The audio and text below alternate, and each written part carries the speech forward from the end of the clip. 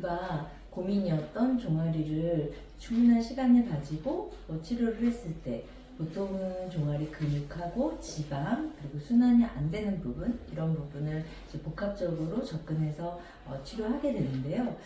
특히 이제 근육형 다리 같은 경우에는 어떻게 변화됐는지 한번 보도록 하겠습니다. 그래서 이렇게 이런 경우가 이제 근육형 다리라고 할 수 있는데요. 뒤에서 이제 까치발을 들었을 때 뒤쪽에서 이렇게 뒤집어진 하트 모양처럼 이제 근육 모양이 이렇게 두드러지는 경우에 근육 모양이 보이고, 그리고 손으로 만져봤을 때 만지는 지방량이 크지 않고 근육이 이렇게 안에서부터 바깥으로 전체적으로 넓게 발달되면서 안쪽 근육뿐만 아니라 바깥쪽 근육도 같이 발달돼서 약간 넓적한 다리처럼 이제 종아리가 알만 있는 종아리가 아니라 전체적인 종아리의 모든 근육이 다 발달이 돼서 세모난 역삼각형 모양으로 종아리 모양이 고민인 경우가 굉장히 많으시거든요. 근육형인 경우에도. 이런 경우 우리가 치료를 할 때는 보통은 우리가 주사만, 보톡스만 맞고 이랬을 때는 요 안쪽 근육을 타겟으로 많이 하게 됩니다. 보통 말하는 종아리 알, 이렇게 얘기하는 근육인데, 요 알만 치료하게 되면 보통 다른 이런 지지 근육들이 더 발달이 된다던가, 바깥쪽 근육들이 더 커진다던가 해서 다리가 이제 O자형이 된다던가, 울퉁불퉁한 라인이 된다던가, 아니면 발목이 더 두꺼워진다던가 이런 부작용이 발생될 수 있습니다. 그리고 셀룰라이트형 다리 같은 경우는 셀룰라이트가 전혀 치료되지 않으면서 다리가 더 이제 부종이 심해지시고 이런 경우도 있기 때문에 이런 부분이 전체적으로 접근이 돼야 종아리가 이제 균형 있게 빠질 수가 있는데요.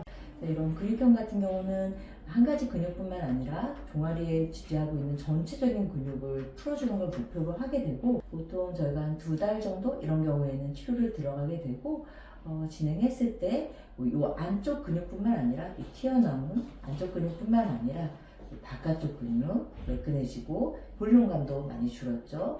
이 아래의 지지 근육 역시 매끈해지면서 근육도 줄었고요. 오른쪽 안쪽에 이제 튀어나온 알뿐만 아니라 이런 지지 근육과 바깥쪽 근육까지 다 같이 슬리밍 돼서 전체적으로 다리 라인이 튀어나온 라인에서 매끈해진 라인, 튀어나온 라인에서 매끈해진 라인, 튀어나온 라인에서 매끈해진 라인, 이런 식으로 슬림했던 느낌을 만들려면 한 가지의 근육이 아닌 전체적인 근육이 같이 좋아져야 다리 모양이 개선될 수 있다는. 그래서 주사를 맞으실 때에도 이제 한쪽 튀어나온 근육만 맞는 방법은 굉장히 좀 안 좋은 방법이에요.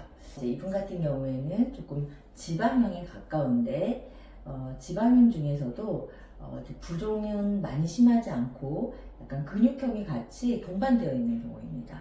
사실은 복합형에 더 가까운 경우이고요. 근육 플러스 지방, 약간의 셀룰라이트가 같이 있는 형태이죠. 이쪽의 셀룰라이트는 사실 몸의 어느 부분, 허벅지 단단한 셀룰라이트보다도 더 단단하게 이제 굳어져 있는 경우가 많아서 시술이 좀 많이 반복적으로 필요한 경우가 있고, 우리가 레이저를 하거나 초음파를 하거나 이제 지방파 기술 진행이 되는데, 처음에는 이 부분이 슬리밍 되는 느낌보다는 조금 덜 붙는 느낌, 내지는 좀 말랑말랑해지는 느낌, 이 부분이 굉장히 중요합니다. 근육만 말랑말랑해지는 게 중요한 게 아니라 단단했던 지방, 만졌을 때 아팠던 지방이 만졌을 때 좀 덜 아파지고 그리고 부드럽게 느껴지면 그 다음에 슬리밍 과정이 진행되기 때문에 셀룰라이트 치료가 굉장히 중요합니다. 보통 2달, 셀룰라이트 심하신 경우 3달까지도 치료합니다. 이 애프터 다리를 보면 까치발을 들지 않은 상태에서 거의 일자가 됐어요.